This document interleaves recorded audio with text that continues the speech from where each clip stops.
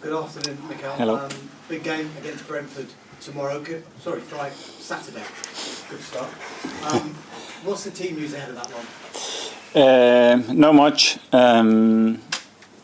We had got some players back last Monday, and then we had Martinelli and Bukayo with little issues. We are pretty positive that hopefully they can be part of that, but we'll have to wait and see how they feel tomorrow.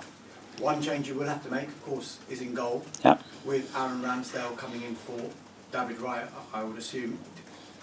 When you look at that situation, would you rather him have had a bit more game time going into such a big game like this? It's what it is. He's fully prepared. He trains really well every day. He's desperate to play, like the rest of the boys that haven't had that many opportunities. And on Saturday is a great day for him. What's his mood and his attitude been like around? He's been brilliant. He's been really good, really supportive, really pushing every day in training like I expected, and it's a joy to have two top goalkeepers in the team. Mikel, either side of the new year, you had those 3 defeats in a row, 2 in the league and the FA Cup exit as well. Then you had the warm weather training in Dubai, and it's been in the league at least 7 wins in a row, 31 goals scored. Can you give us a bit of an insight into what happened there, what you said to the players, which players were quite forthright about what was going on beforehand? Yeah, well, it was necessary. Obviously, we had a really tough period before that. We played so many games. We had some defeats, especially not deserving to lose matches, but I think it was something as well that probably was necessary to keep improving and keep demanding ourselves the weather, the temperature, some of the things that we had time to work on to improve as a team as well.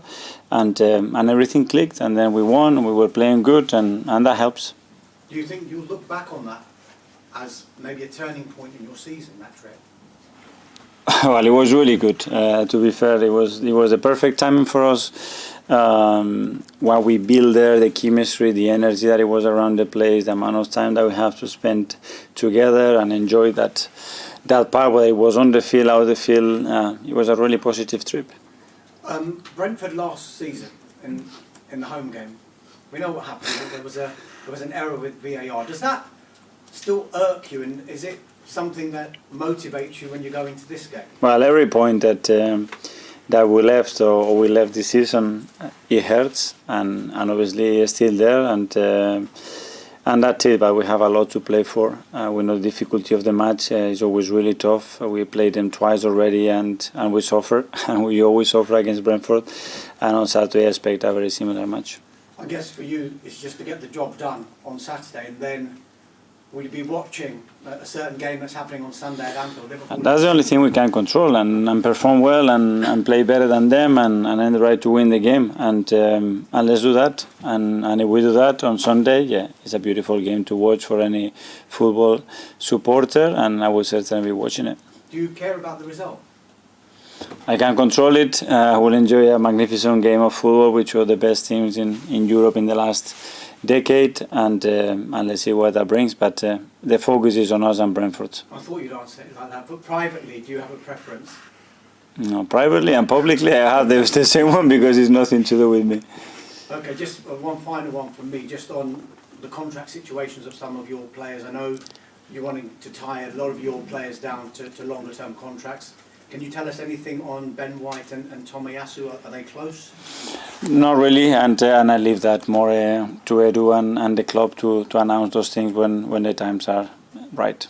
Thank you, good luck. Thank you. Thanks, Anish. With Alice from the Premier League. Hi. 21 goals scored in the last 4 league games, just the 1 goal conceded. How satisfying are these performances for you as manager right now, and what sort of a message are they sending out to your title rivals? Yeah, it's great because it shows obviously the quality and the consistency that the team is showing, and then the way that we have scored those goals as well. Not only the manner, but as well the personnel. So it's really positive thing to see. And then the fact that we are conceding very little defensively. So those 2 ingredients together are very powerful to get results and to get consistency, and we want more. Sure. So Brentford up next for you on Saturday. Then victory, of course, would send you top of the league. Would it be safe to say that your players need no more motivation than to put the pressure on Liverpool and Man City to have to respond to yours on Sunday?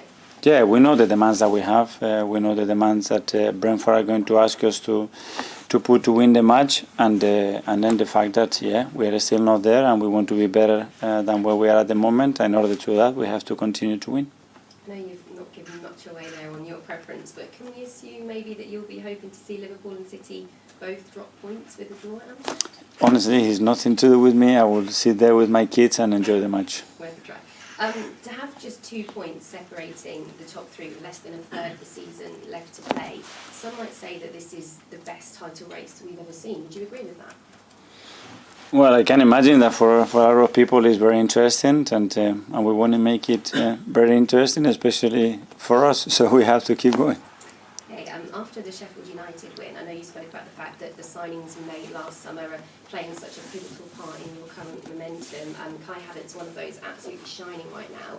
I just wonder, how pleasing is it for you to see the impact he's having both on and off the pitch, particularly given that there were some questions asked when he first joined?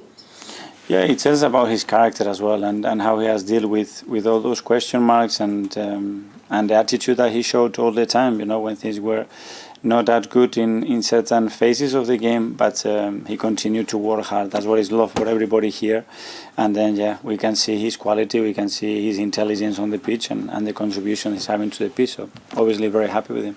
Yeah, and on quality, another one of those summer signings, Declan Rice, enjoying his most prolific Premier League season so far, 5 goals and 5 assists. He, though, says that he wants way more than he's got right now. How contagious is that mindset among the group of players you're working with? Yeah, that's something I think is amongst the team, that they want to keep improving. They all believe that they have still another year or two to go, and that's the level that we want to push them to, and we are achieving it with the majority of the players, and we have to continue to do that. Brilliant, thank you. Thank you. Brad from TalkSport. Hi Mikel, Hi. hope you're well. When you first became Arsenal manager back in 2019, when you look at the way that Arsenal are playing at the minute, is this always how you envisage your Arsenal side to play like when you first took over? Very difficult to do it if you don't know the players that you have. At the end, you have to adapt to the players, to the quality as they have, in order to play and achieve what you want to do. But I'm really satisfied with the way the team plays. And what changes do you notice in your side this season? Do you feel they're more experienced, maybe more wiser than what we saw towards the end of last season? Yeah, experience is a factor. They have played more time together as well. They understand the system better. They understand the way we have to compete and the demands that we have to put to ourselves better. And then the confidence grows when results go their way, and performances as well. So. And on Kai Havertz as well, how key is he to the way that you want to play and the way that you want your forward players to press from the front? Yeah, his ability, obviously, to occupy spaces, but as well in transition moment to exploit them. The aggression that he has in high press is really, really good. He has the physical qualities as well to play very different kind of games, and that's an attribute that we thought was going to be very positive for us. An Arsenal legend, Thierry Henry, said on the TV on Monday that he can see similarities between Declan Rice and Yaya Toure. I wonder what your thoughts are on that, and maybe how many more goals Declan Rice could get going forward in the future as he tries to... Very good players to get compared to, because Yaya was an incredible player, and what he did in this league, he was outstanding, and Declan wants more, so that's a good sign. That's great. Best of luck, Saturday. Thank you. Thank you.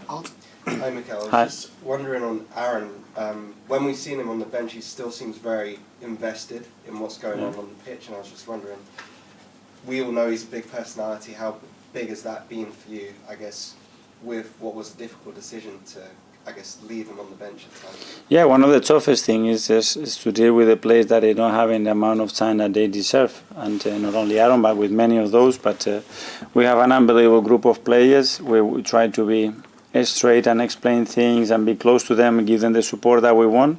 And then when they have the opportunity, at the end, they want to contribute to the team the best possible way. And that's what Aaron will try to do on Saturday. In slightly different kind of field, I was wondering, a lot of people have this concept of rest and how, I guess, gaps in between games are quite good for teams. But I was wondering, do you maybe prefer having the momentum that you may be able to build when there's a shorter period of time between games? Well, we had a very strange schedule lately, you know, because we have a long period after Newcastle and this game. The same happened a week or two ago, but we have adapted, and we have to have the capacity to adapt to that. It's true that now we're going to have 2 games very close to each other, and then we're going to have a big gap again after the international break to Man City. So try to plan it the right way to maximize the time that we get. Kai? Hi, Mikel. Hi. You spoke there about Aaron being left on the bench and his positive reaction to it. At Sheffield United, obviously Eddie, Reece and Neil were also left among the subs. I know there's lots of reasons why you made the subs you did that night, but when things like that happen and maybe they're not been getting those opportunities, are there any fears in your mind that maybe you'll lose them a bit mentally going forward, or do you think they're just as switched on as they always have been? We discussed that thing. We cannot play every player every game, you know, and those players played a few days ago against Newcastle, and they had the opportunities to do that. And now we have 5 subs. Before we had only 3, so we have another 2 players happy. You know, that's the way I take it. But you're always going to have players that want to be involved and play. But unfortunately, it is impossible. It's nothing. It's not in our hands. It is impossible to achieve that. So they know that. Have you pulled any of those specifically aside to say that this is what's going on, you'll get your opportunities later on if you keep sort of behaving right on the training? Yeah, but you cannot really promise anything. You know what's going to happen in a week time, in 3 or 7 days. But just, I think we have to show the compassion, and we need to feel. They need to feel that we are next to them and we understand where they are. But the reality as well is this is football, it's a team sport, and you have to understand and fulfill the role that you have in the moment. And it might be very different in 3 weeks' time. Slight gear change, but I remember with the Man City Amazon documentary, when you were working with Pep, there was a big game that Man City had. I can't quite remember what the game was, but you guys all went out to dinner and watched the game together. I just wondered, with Man City Liverpool this weekend, will you be doing anything with your coaching staff similar, or will you all be watching? I didn't remember about that. You gave me an idea, but the idea was to watch it with my kids. But I don't know what I'm gonna do. James? Hi, Mikel. Hi. Just on Aaron again. Can he adapt to what you want from a goalkeeper, or is the team going to have to change their approach with him in goal? Not only that he can adapt, he has proven that he can perform really well to what I want and what we want. So does he have a chance of keeping his place? Do you tell him that going into this weekend, this is your chance, or does he know already this is kind of a one-off? But we don't have that kind of conversation with players. But not with Aaron, with any other player in the field. I play today and you have a chance to play next week. That doesn't happen. Obviously, facing Brentford brings you against Ivan Toney. He's a player you've been linked with a lot in the past. Obviously, nothing happened in January. That kind of speculation is gone quiet now. Can you rule out a move for Ivan Toney in the summer? I don't talk about any other player, because if not, I have to be ruling out every player in the market, because we are with a lot of players. That's it. And just one on following up on that, in terms of the striker generally, obviously you've been scoring goals all over the place recently. Yeah. Does that change your thinking about the summer and whether you need a forward? No, the plans that we have for the summer are very clear, and they were done almost at the start of the season, understanding what we can have, the contract situation that we have with some players, and how we want to improve and maintain the level of the team. So this certainly is not changing anything. Okay, we'll now go for 12 o'clock Friday. So 12 o'clock Friday. Congratulations, you're February's manager of the month. Thank you very much. That will reflect well on yourself and the team. How pleasing is that? Yeah, it's a great honor, obviously, in this league to get recognized that way. And thank you very much for the team and the staff that they are always supporting and making us better. Can I ask if you're a superstitious man? Depends. Because manager, you. No, because I won it and then we won many games, so that superstition is No, gone. so because you played in March already. So when did you actually find out that you'd won it? Yesterday, well, no, you're saying. Okay, so there was. That's no, okay? There was no, because you played in March already and you've won, so the manager of the month curse is gone. Okay, perfect. So then it's a positive superstition then that we're going to win on Saturday. Good. Okay, Simon? Mikel, can I just ask, just putting the sort of football aside, just on like a human level, given your relationship with Aaron and what he'd done in terms of this rebuild and the project, how difficult it has been for you to sort of give him less minutes, given the connection he's had with you and people at the club? Yeah, sure. The connection in the personal level, I think it goes both ways very much. I'm really happy to make the call that I made, and we made as a club as well to sign him because it was very controversial to start with. So we helped a lot to change his career in a really powerful way, and I'm really happy that he came here and he's done what he's done for us so far. And in terms of the sort of summer, and people talk a lot about, has there been any sort of plans to sit down and talk with him about what's going to happen in the summer, or are you trying to fully focus on now is the season, now is tomorrow, now is what we've done today, how can improve for tomorrow, and those talks are for much after, I think. Okay, 10:30 Friday, Crossy. Hello, Mikel. Hello. Massively and statistically quite rare that you get a three-horse race at this stage of the season. I think the last time we had it at this stage was 2014, when Jose Mourinho famously described Chelsea as being a little horse in the race. I think they went on to win it. But how would you describe Arsenal's chances? Lots of people sort of talking about you as the outsiders of the three. Do you see it like that? Well, we are third. We are third at the moment, and we are competing with, as I said before, two of the most successful clubs in Europe in the last decade. You know, they have break every record that was in the history of this league. They have set the standards somewhere else that no one else has been capable of doing, and I think they merit that recognition. And all we have to do is improve and try to be better than them. Does that mean then that you quite enjoy being underdogs in a way? Well, it's sometimes easier, is it, to chase rather than be chased? What I enjoy is to be fighting for big trophies in this period, and we want to continue to do the same when it gets to May. That's the objective. But you can apply the pressure this weekend. Well, that's what we're going to try to do. How important would that be? Yeah, very important, like winning at Sheffield and then going to Manchester and beating Man City. This is not going to stop the demands, and the amount of points that are going to be needed is going to be so high, and we know that is one step at a time. Okay, Jordan. Hi, Mikel. Hi. There's an England squad selection coming up. There's the Euros in the summer. This could be Aaron's last game of the season should De Gea stay in goal. Is there a concern that he tries too hard to impress, but this is his one and final chance to show Gareth Southgate England what he can do? Is there a chance that he's too emotional in this game? Well, I don't know how Gareth is thinking, but if I put that situation into my eyes and my perspective and how we make a decision, I would judge Aaron not for what he's done in one day, but what he's done in the last 2 or 3 seasons. And the consistency that he showed, the quality that he showed, it would give me no reason why to make another decision. And he is a very emotional keeper. He kind of interacts with the crowd, and is that a concern as well? But he needs to keep his emotions in check. A player has to be himself, and one of the biggest qualities of Aaron is his character, his charisma, his enthusiasm, his energy, and he's contagious with that, and you cannot cut that. That's him. Okay, last couple now. Isan. Hi, Mikel. Hi. At the time when Raya replaced Ramsdale in goal, we all obviously questioned his decision and asked why that's the case. The stats from then show that Raya has actually improved on the goalkeeping stats for Arsenal compared to Ramsdale in the previous season. Do you feel vindicated in some way, the fact that Raya's come in and kicked on and done so well in goal? No, we try to make every decision to try to play better, to improve the team, and that's it. That's the only objective, and then the players are the one to make those decisions right or wrong. What are the main attributes that are different between the two? Because they're obviously quite different keepers. I don't like to compare players. Okay, and in terms of, a bit of a different topic then, in terms of goals, 21 goals in the last 4 league games.